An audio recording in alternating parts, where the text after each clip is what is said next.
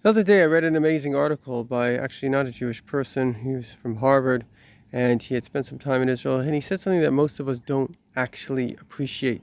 And he said that Islam doesn't care if they lose 1 million people, even 1 billion people. They care about one thing, which is the expansion of Islam. The problem is, it says, know thy enemy, and we do not know our enemy. Our enemy basically not only wants us dead. According to Islam, there's something called the Ummah. The Ummah is taking over the entire world. This is not a joke. This is what happened with ISIS. They created a caliphate. A caliphate is a descendant of Muhammad that comes, and that's like their messianic times. He takes over the world, and they don't take it over through peace and through diplomacy. They take it over through violence, through rape, through murder, through torture, and this is what they do. And so the only consequence that will stop Islam in its tracks is if they lose land. They don't care about life. They don't care about their life. In fact, they want to die because then they get to rape 72 virgins in some kind of brothel that Muhammad has in heaven. This is what they want. They want you to kill them. They don't care how many leaders you take out. It doesn't matter to them. They don't want to live. They want to go to heaven. Particularly, they want you to kill them because that's what gets them to heaven. It's like the person that says, okay, I'm going to put you in jail. You say, oh, you're going to put me in jail? That's great. Now I'm going to have food. So a consequence which a person desires is not called a consequence, it's called an incentive.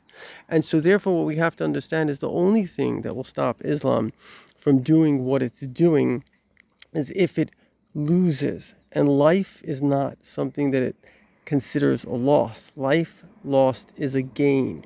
The only thing that Islam will appreciate that if I do this, it won't work for Islam is if they lose territory. Because Islam, unlike Judaism, Christianity, all types of religions and faiths and ideas, is not an idea. It is basically I don't know how to describe it because I guess it's the best way to describe it. It is an empire. It is literally the expansion of territory for its own empire. It's an empire. The only thing that will make a country think about stopping to conquest is if it starts to lose territory, right? If it's just going to war and the empire doesn't care about its people, its soldiers, they don't care.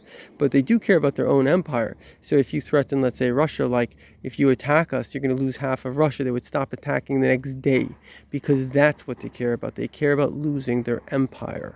And the same thing as Islam, if every single person that died, whether it's Muslim or Christian or Jew, in the name of this jihad empire expansion, we took away, say, even 1 mile, a tiny sliver of land, it would make them stop because they would understand that now they're losing something. And this is what all Western leaders, everybody dealing with Islam has to understand. You cannot kill the terrorist.